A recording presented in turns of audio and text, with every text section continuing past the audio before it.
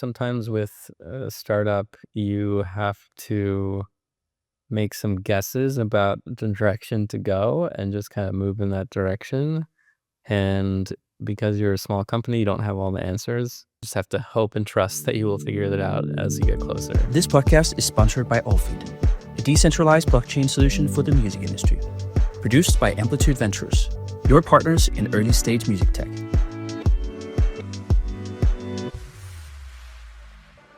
So last week we talked about community being a major factor in an artist's success.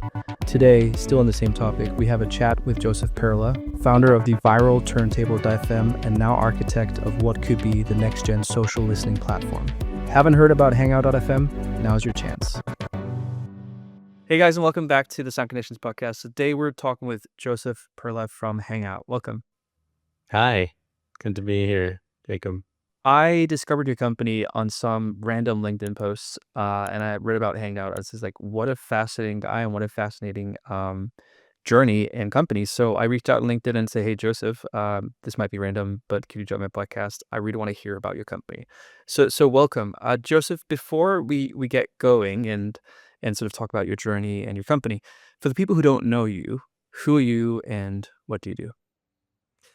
Hi, I'm Joseph Perla. I made a very viral website in 2011 called Turntable.fm that people loved, but it got shut down because the music labels didn't have the rights given to it yet. And so that started me on my journey to truly build something that's truly legal and set up to do what it needs to do.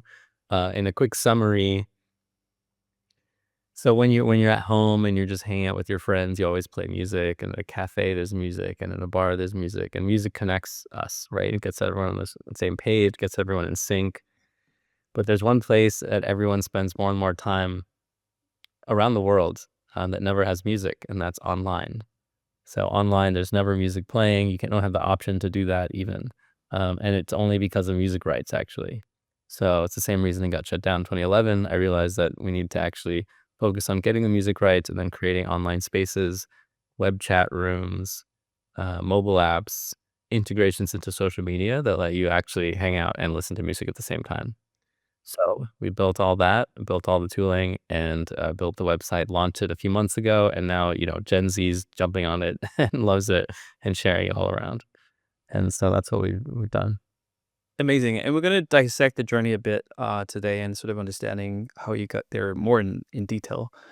But Joseph, why are you even motivated to building such a company? Like, I know you tried in 2011, but like, why did you start it back then? In 2010, I was living in New York and going to Webster Hall and going to music festivals like Lightning in a Bottle and Coachella and Burning Man. And I realized that, wow, it's really, really great to have community bound together with music. I'd probably say food and music are probably the biggest things binding community together. And I also had a long distance partner at the time, and I realized that I was sending her music videos all the time, and she was sending me music videos on YouTube all the time. And again, it was a really great way to get to know somebody and get to know them on a deeper level, sharing stories about those music videos. So I thought, okay, is there some way to make a product out of it? And that's where the vision came. And people really loved it. People really connected with it. I still get messages every week, people telling me that they met their husbands on Turntable back in the day. And it's really, really fun to hear all these great stories of people connecting through community, through music. And it's something that we actually just need more and more of now. I mean, I started Hangout during the pandemic because more so than ever, people were losing the connection to each other, right? With the pandemic, all concerts, all festivals were canceled. There were a lot of festivals people were about to go to it, and suddenly they were canceled the last week, last minute. And so I think even as the pandemic was ending, still people weren't joining, signing up to go to concerts very much. So it's just everything was getting disconnected more and more. We're spending more and more time on our phones and our laptops than ever before. And, people are feeling lonely. There's a loneliness epidemic. And the current Silicon Valley ethos is to do even more, making us more lonely, get us more addicted, get us to spend more time with AIs and not other people. Mm. And so we are really the antidote to all of this. We're really the antidote to all these people saying, "Let's do more AI, let's do more," telling us what to, you know, they call it a feed. It's like feeding us this garbage that they have. What if we just do away with all of that and create a whole new kind of social platform where it's about humanity and connecting and curation and thoughtfulness? And Yeah. so that's why it just seems like this is the perfect thing for the now, for the moment. If we go back again to 2010 and you have this sort of idea, obviously just you don't just have an idea and things come to life. Could you walk me through the journey? Like, are you a tactical co-founder, or like how did you go about actually making something that went viral?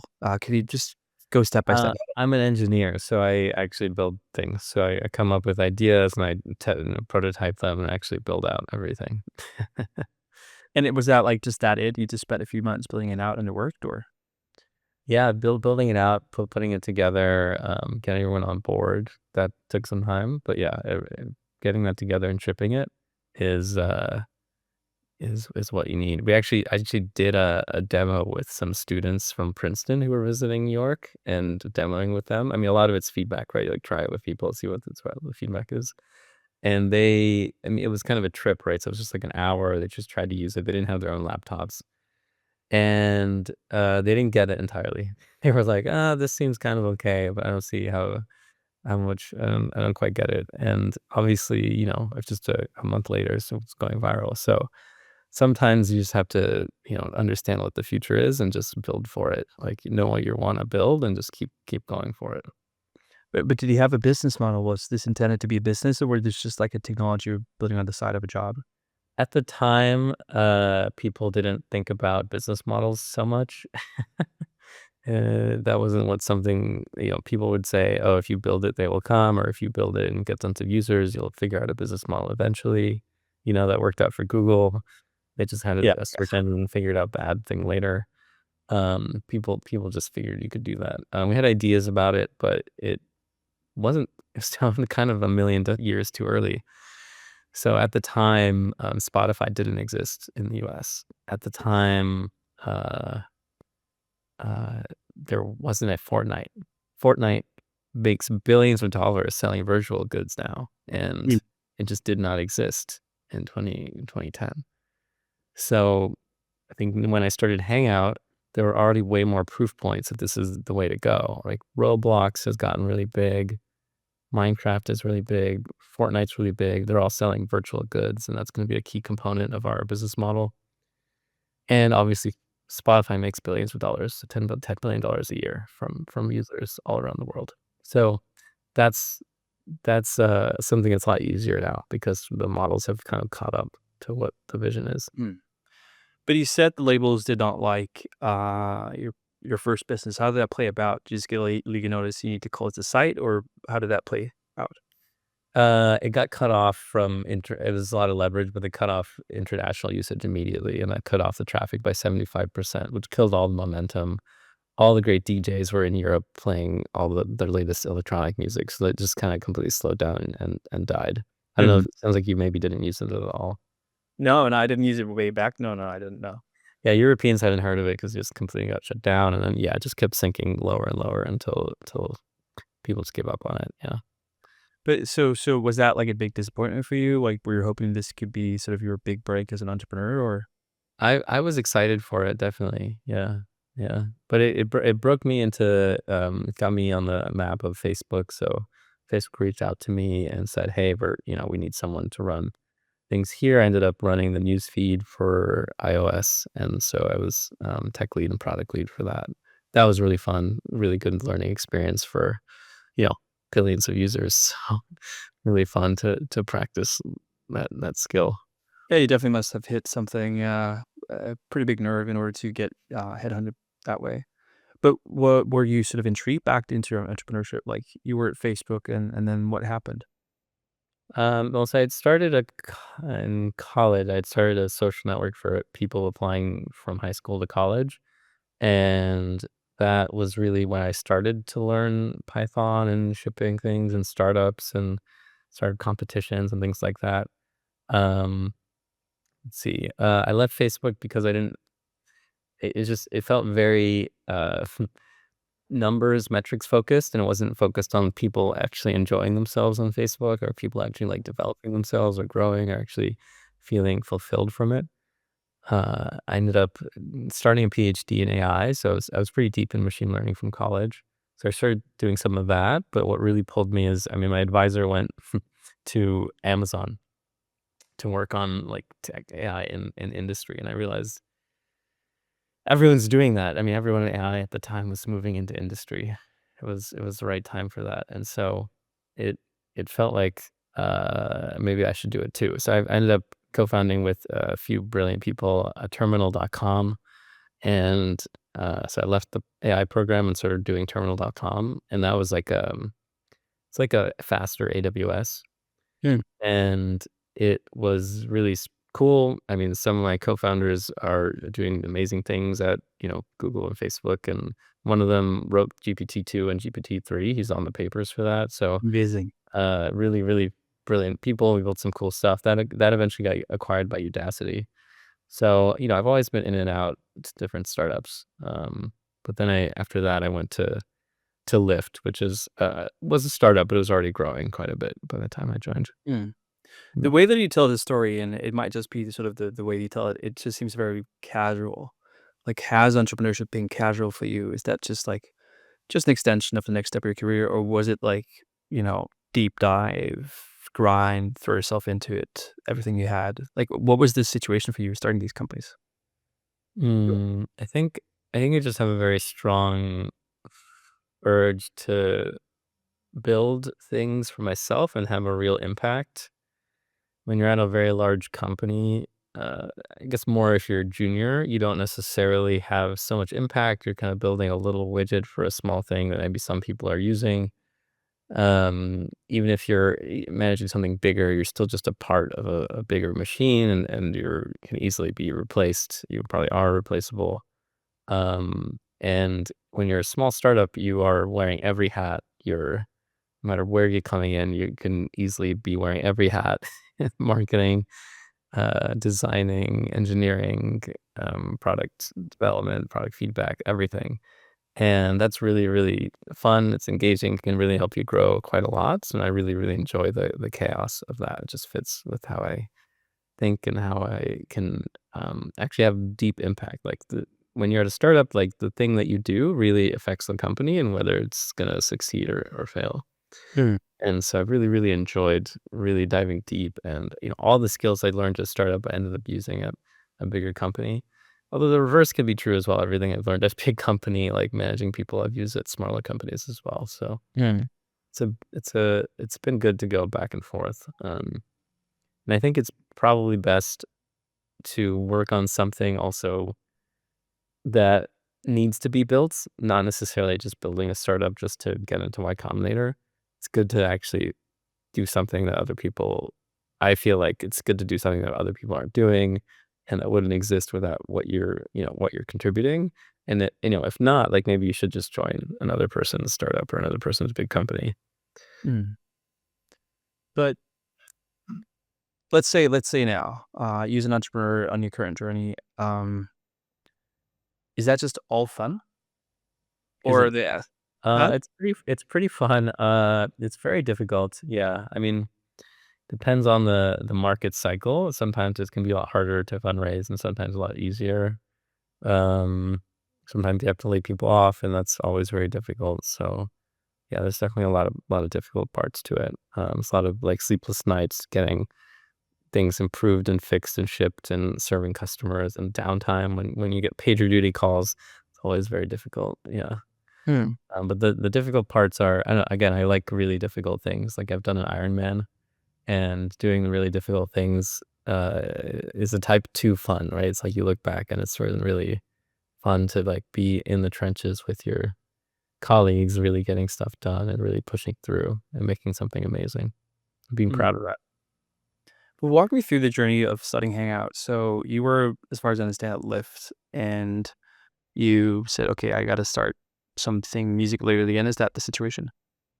No, I was working on self-driving cars at the time at Lyft, and we had I built the first version of their self-driving cars, and those were working pretty well. But I realized that the direction, the strategy that we were taking was similar to Waymo's, and I realized that wouldn't really work long term.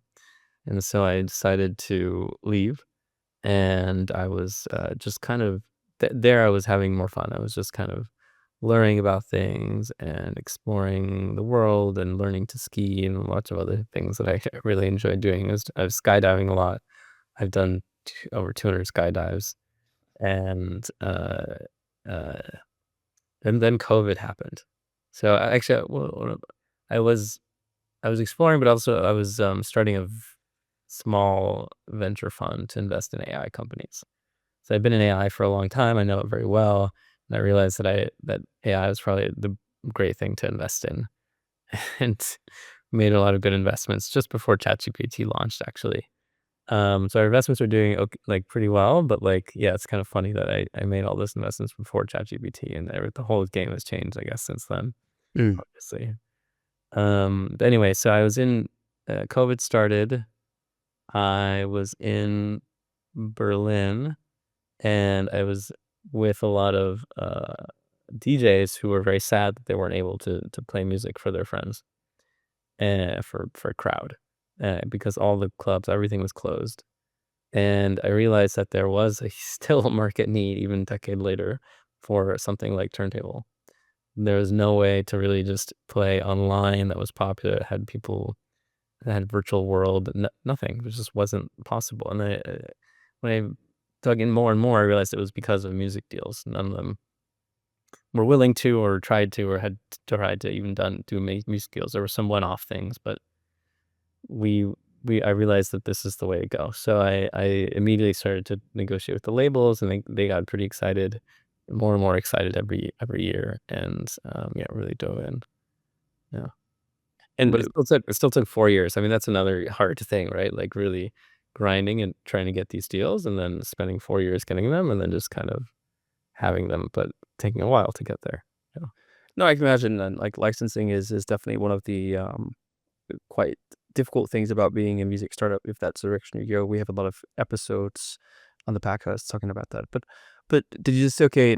You just I mean, starting any building. kind of partnership often takes months or years, but yeah, music in particular, can take years if you can Mm. get it done at all. Like, TikTok spent years and tens of millions of dollars trying to get music deals for a new global music service, and they couldn't do it. No, it's for me it beats me why it's that difficult. But again, there's many market dynamics to it. But did you just start building it the same way you did turntable, and then at one point there was a product, or like did you go like the more traditional startup way that you try to raise capital and hire people? Like what was the journey there? Uh, yeah, it wasn't planned so much. Sometimes with a startup, you have to make some guesses about the direction to go and just kind of move in that direction. And because you're a small company, you don't have all the answers, and you just have to hope and trust that you will figure that out as you get closer. And so I was moving in the direction with a lot of focus, and problems propped up, and I just knew that people wanted this, so I just kept going, and the answers were solved. In 2021, we raised a venture round from Founders Fund that was really successful, and they're very excited. They're a great partner because they were original investors in Facebook and Spotify, Mm. and so yeah, we're very excited to be doing that with them. And yeah, we've brought on a lot of great partners also all along the way. But you say it so casually, raising from Founders Fund is probably, one of the most famous investment vehicles in the world. So, like, can you just walk us through that process? Did you know anyone in the company? You just had a deck, or like, where were you in the company? Like, how did you convince that case? So let's see. One of my advisors, we have a lot of angels who invested early, believing in the idea. They connected me to some investors. Those investors thought it was too early, but then they connected me to Founders Fund. So yeah, the advice is often to not take an investor's intro to another investor unless that investor invested. But in this case, it doesn't. It was fine. It worked out very well. So sometimes the rule of thumb advice is not always correct. But And where were you in the company? Like, where were you in the tech stack? Do we have anything? Um, we had a simple demo, pretty basic, not impressive. And we were a good way into the negotiations, but it was less than a year, so it was actually much farther away than I realized. mm, I told it would take 1 or 2 years to get the deals. Everyone will tell you it'll take 1 or 2 years to get the deals, but it does it takes, 3, 4, 5 years if you can get it at all. So, yeah. So that was intros to Keith for Boy, and we had a great conversation. I guess one thing to know is that sometimes it's easier to raise money and sometimes it's harder. And in 2021, it was probably the peak time for fundraising for any entrepreneur ever, if mm. you look at any of the charts. So that was a bit easier. I had a few offers from different VCs, and I ended up choosing Founders Fund. I think they're the best. And yeah, it's just a different kind of game, I guess, in 2021 versus like last year, where it was pretty rough. Let's see. Uh, Different investor like if you're not an AI company right now, it might be pretty tough, right? And it's just there are Mm. different seasons for different things. Interest rates being low are often a big factor in affecting that investment rate. Yeah, there's a lot of timing to it. Like as we sort of briefly talked about before this talk, Amplitude Ventures, which is the company that I lead, we've had a significant growth the last few months and are profitable. And but, just during the last year when it was almost impossible to raise funds, like we were so close to go bankrupt. I don't know how many times. Just because like we luckily had one investor that had significant funds, and whenever like things like fuck, he was able to step in. But besides that, like I don't know how we survived if we didn't have that investor. And like we're pretty good, in our own small world to talk with investors and onboard investors. But like at that point, it was just incredible. And that's all of the timing to it. But where are you guys now? Like, is that so? The money raised in 2021 you used to spend on technology development and licensing. Like, how do you spend that money, and did you raise more as well? Yeah, we hired engineers who've been building it out, testing it.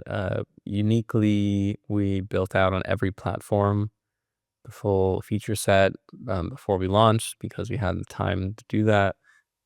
Native on iOS, native on Android, on web as well, and really natural partnerships with companies like Discord, who have integrated our product deeply into their stack, and are promoting us quite heavily. So we're on every platform. We're available to billions of users on day one because we had that time. And then, of course, a bunch on lawyers and things like that to get all the deals signed and everything in Yeah. place. So yeah, we have a unique launch strategy from launching 4 months ago, where we had our whole moat, have a big moat. We're on every platform. We're available to everyone, and so that really set us up to have good success and get millions of users on board very quickly. Yeah, it's incredible because, well, you've been in the game for a while and you've done a few impressive things, but the usual journey of like music tech is like struggle, struggle, struggle, struggle, struggle for like X amount of years, and then sometimes you just have a small breakthrough. But you guys took a very patient journey. Is that because of the capital you raised, or is that because the background you've had from before with previous ventures? Like what made you guys choose that strategy? Uh, Again, I mean, this is unfortunately, it just took a lot longer to close the deals than I had realized. There's not really much I could have done. Why choose the strategy of choosing the music deals first? Partly from experiences from the 2011, and also researching all other music companies. Yeah, Basically, if you are doing music and aren't getting licensed, like you will be illegal and banned and shut down. There's not really a way to succeed. Whereas if there are companies that did get deals 10 years ago, like YouTube Music and Apple Music, and then they launched and they're obviously making billions of dollars. So yeah. when you make the right moves strategically and in line with the industry, then you end up being supported very well.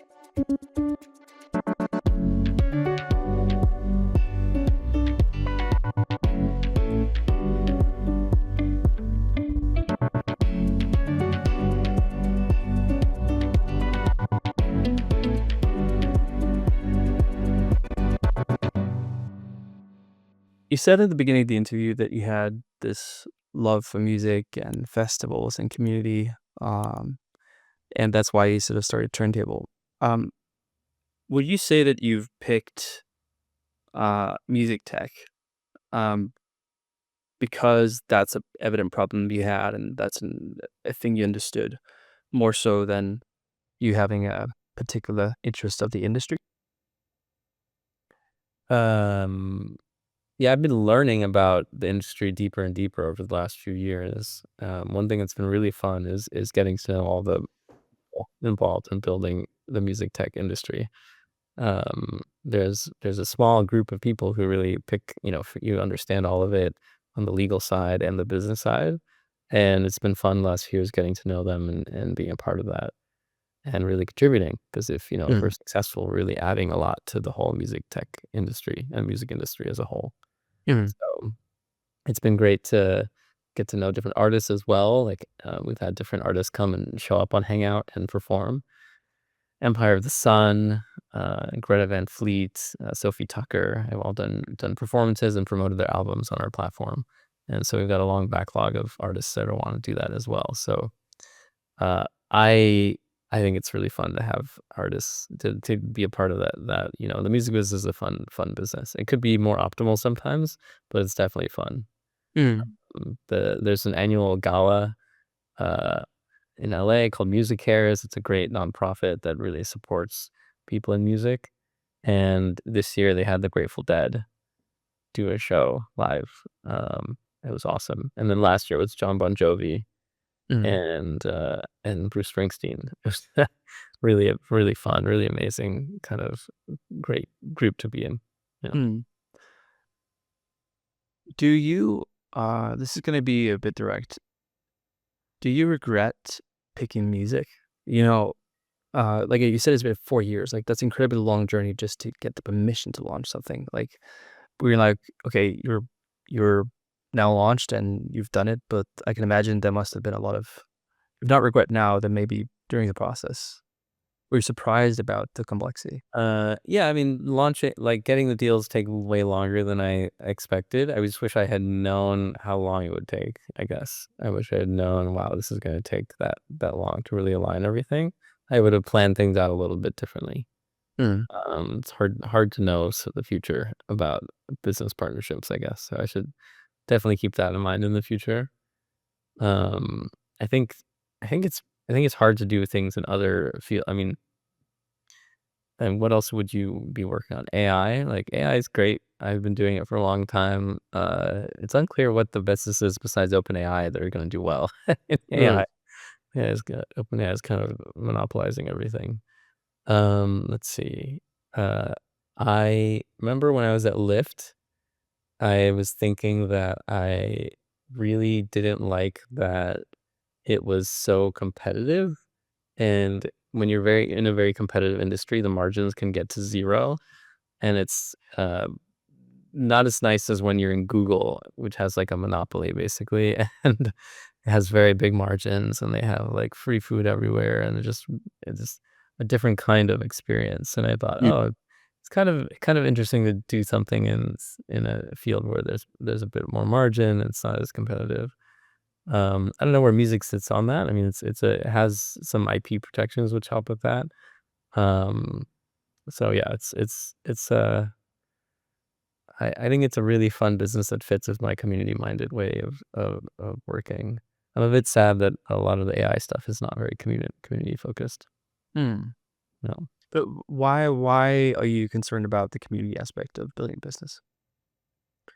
Um, yeah, I think it's important. I've built a lot of communities in San Francisco and been part of communities elsewhere, and I just think it's a really important part of being human. I think in the planet we've started, or especially in the West, we've moved away from communities a lot, and it's showing up again in people's sense of loneliness. People are feeling more disconnected than ever, and I think part of tech has been partly responsible from helping destroy some of that.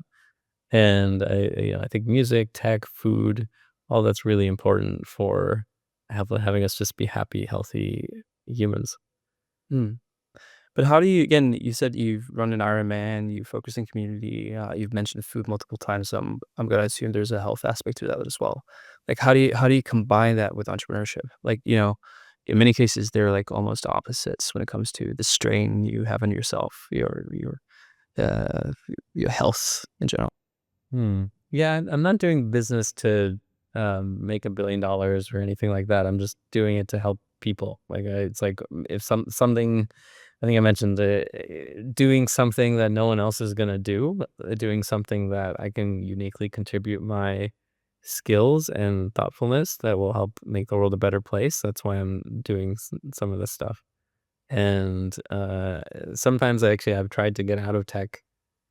Tried to be an actor at one point, tried to be an EMT at one point, paramedic, and I kept getting pulled back in because of, I don't know, my skills or something. But I definitely am trying to choose things that just make the world a better place. Like I picked Lyft because I could see that it offered a much better value system than Uber, the people at Uber, and I could see I could, help provide.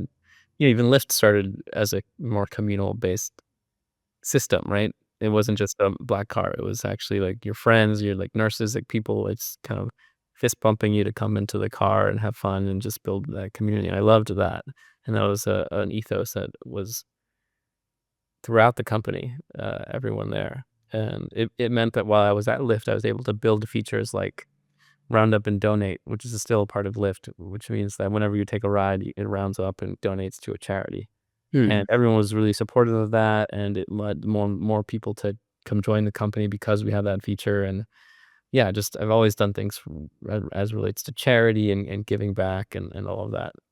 Maybe Hmm. that's not the most business-oriented way of thinking about it, and, but, I think it can be quite profitable. Like, Lyft ended up, IPOing for billions and doing quite well for a while I was still there. If, you know this company Hangout, will reach billions of people and make billions of dollars too and make a very good return for investors as well, while also doing good for the world, right? It's not just Hmm. feeding off people's algorithmic addictions. You say it with such confidence, which I love. Um, I'm curious because, I'm just gonna, ask a question about Founders Fund, and again, I might just be, stereotyping what I believe to be American VC, but you coming with your approach of like, I just want to build something good for people, and I'm not just trying to do it for billions of dollars. Like, was that the approach you had when you pitched them, or like, what did they buy into about you and your company that was so attractive? I can't really speak for them, but I've given this whole pitch that I've given, which is really bringing back this sense of community that lets people socialize with music. Music has been a part of humanity for millions of years, and fire as well. So we've our ancestors hang out around a campfire and danced and played music and played drums and sang and and they've been doing that for millions of years around campfires, and it's just one of our, most joyous times, barbecues and Burning Man, all this stuff, and we've kinda lost that. We lost that in the last 20 years, we lost that certainly since the pandemic, and, I'm not even really doing something new, I'm just a part of, the set of people bringing back this thing that we've always had, and it will happen, I guess, eventually, but for whatever reason, we seem to be moving away from that again. And so when I tell people, anyone, this story, VCs or not, they get it. They understand that this is something that's missing, and they don't totally understand why. I mean, Keith Roboy is a major music fan, so I think he got it a lot more. Mm. He's like loves music, listen to music all day. So yeah. Amazing. Again, I'm just trying to sort of understand the like where all this was placed at. Would you imagine that if you're trying to raise funds now in 2025 and not 2021, that you would have succeeded to raising capital for such a company? I actually wrote a blog post called "The B2B Trap," which is about how the kind of environment has shifted from consumer investment to B2B investment, usually like B2B SaaS AI. And yeah, I think it's harder for a consumer company now than in the past. And I think it's always pendulum, so always just one or the other. And so as an entrepreneur, you're always having to um, be responsive to how the winds are shifting, basically. Hmm. But do Like you believe that you deep could tech, ever for see? example, is very hot right now, Huh? and it definitely wasn't in 2019. People were No. like, "Why would you invest in hardware?" Like, it's a money-losing thing to invest in hardware. And now it's, quite the opposite that people are saying. So, but again, I didn't quite sort of get the answer I was looking for. Maybe it was a bit also on the nose, but like, do you think like this pitch would have raised the capital today that you did in 2021, or like did you hit the time, right when the appetite was there? That's regardless of what the potential for the company is, just like the market as of right now. Um, yeah, I mean, the problem still isn't solved. The problem is still it's still a big problem. So, Hmm. um, But again, you have an amazing company. You reach millions of users, so there must be a value proposition that you can play off as a founder and sort of continue building. But what is the next steps for your company? Because obviously, like you've launched and you've been out for 4 months and have millions of users. It's really impressive, and I also understand why. And I was speaking to you. Again, my interpretation of you during this conversation is like, what a what a genius. But I know that reality is also just life. So, what is the next steps for you guys? yeah, so we have partnerships with social media companies like Discord. So we want to extend that further, integrate into Telegram and Snap and to basically all social media. The product side, we actually haven't launched yet our virtual goods store yet. So that'll come next month. We'll launch a way for you to buy tokens, credits, virtual gold coins, and then use that to buy like fireworks and avatars and things that show up in the screen and pop out in and out. And Yeah. that'll be really fun. And that was the second business model that I mentioned to you. Hmm. Yeah, I was a I never grew up with gaming. And even though like I'm 32, so I should have like I sort of left that world quite early because I'm a very obsessive person. So like I couldn't. I also did sports and I couldn't combine those two. Like I go fully into a world and I stay there. What sports? I did track and field. In my own nation, I was pretty good. I think in a international setting, nothing remarkable, Was but it all solo or it was all also solo. like, Yeah, yeah, yeah. okay. Yeah. That sort of like was my. I think that's sort of where also the founder gene came from. Like I'm less so you. I'm less community based. I'm much more like exploration. Like Mm. I do it for the exploration of itself, the innovation of itself, and then I think only recently have I figured out the community aspect of it. But for Mm. me, it's always been like the actual work that's been the goal. Um, what was I getting to? Oh wait, so I've never had the relationship with gaming, and so actually never really understood the concept that you're talking about now, like with tokens and doing stuff. But I was sitting on, I think, Okay. TikTok around, I guess, around 6 months ago, and I think that's when they just introduced the live feature where you can sort of Mhm. take roses and stuff like that. Yep. And I just sat for hours and hours and hours. Like I spent like not a good deal of money, but like enough. And Use them. I spent, yeah, and it was Wow.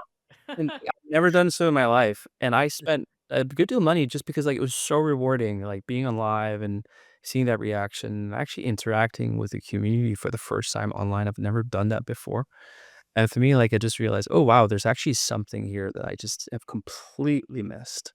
Um, and for me, that was intriguing, and I wouldn't say that that's something that I do on a daily basis or, like, I'm fully converted in that concept, but, like,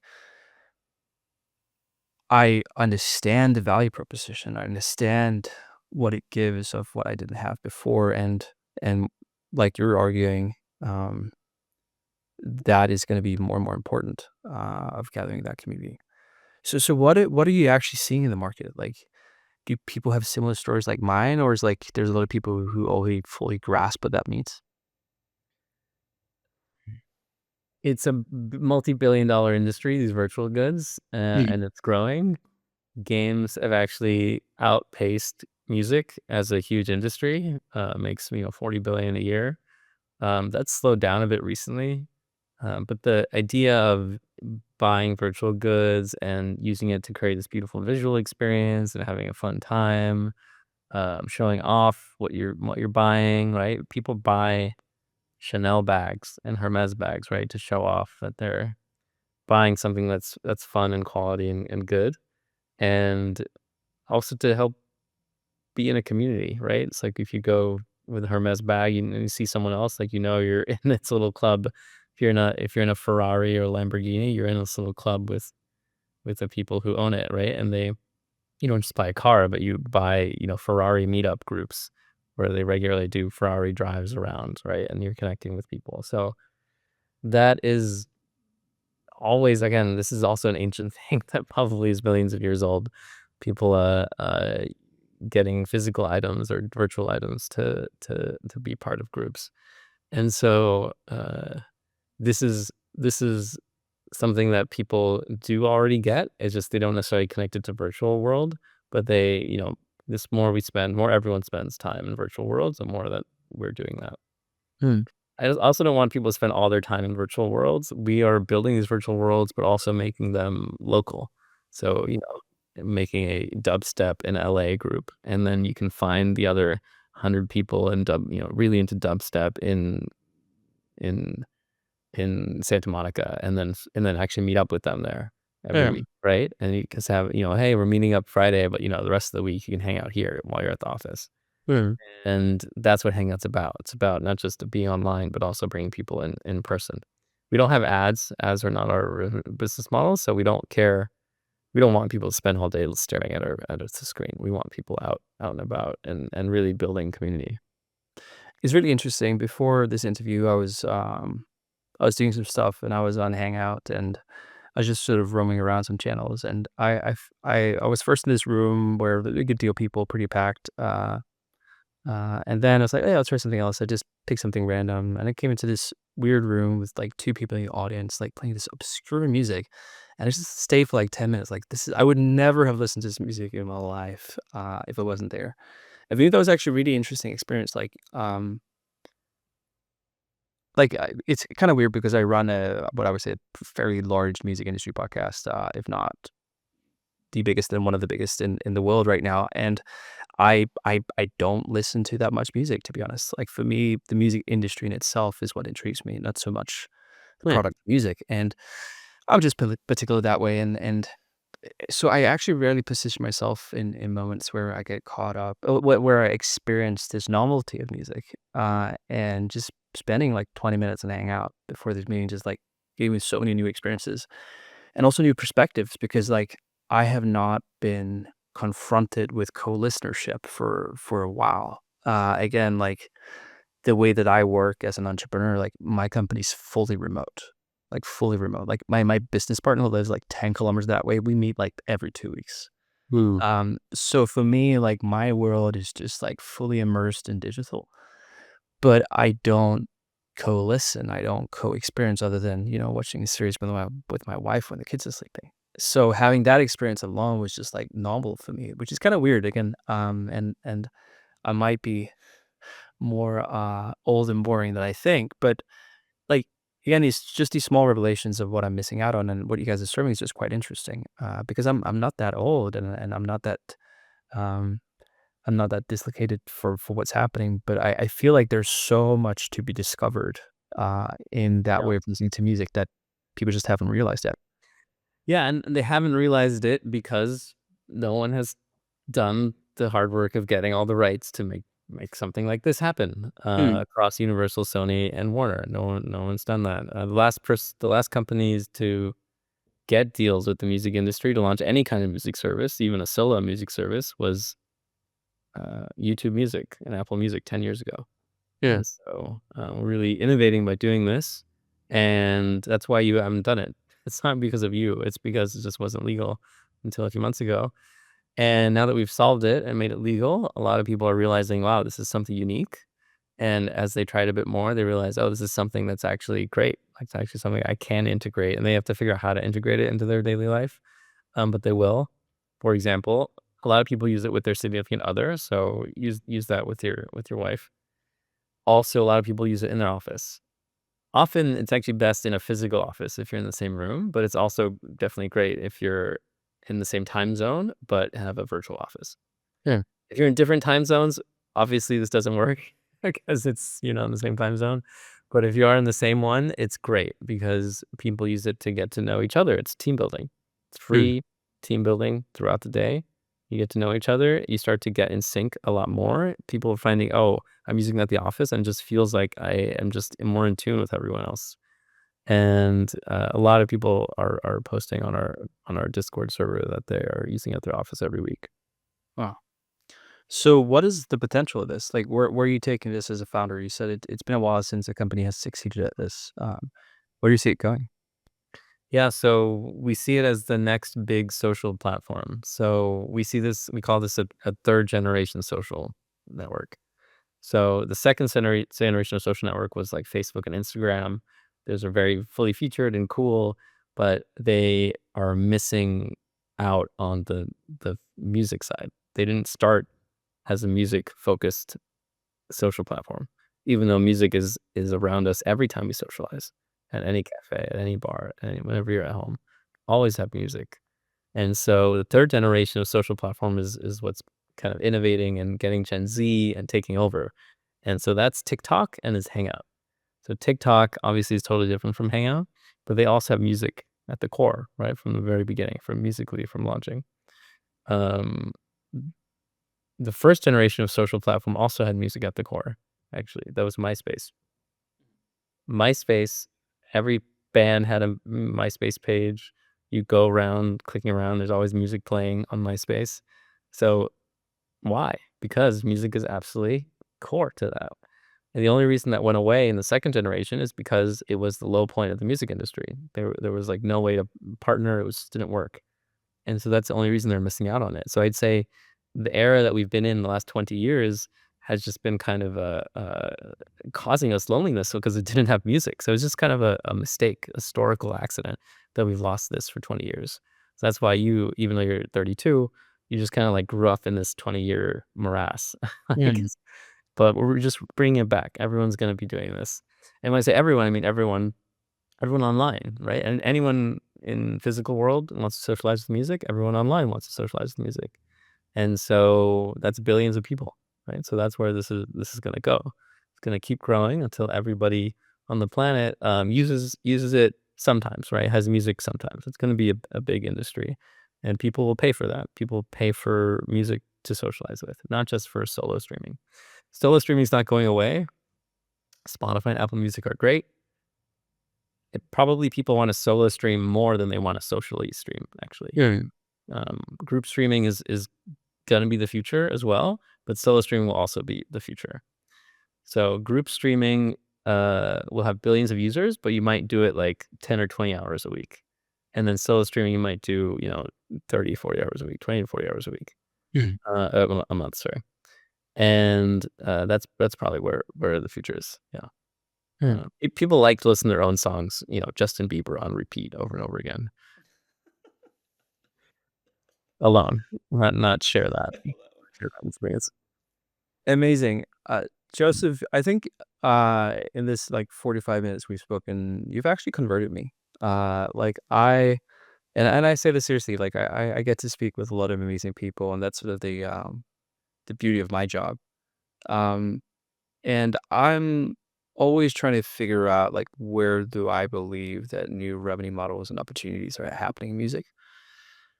Mostly from an angle that, as a venture studio CEO that we work with a lot of business models, and the last I would say the last 6 months, like 85-90% of our income and clients we've serviced or companies we're investing in has not been music, even though that's sort of core domain expertise knowledge, at least for me. That's what I've been doing the last 13 years.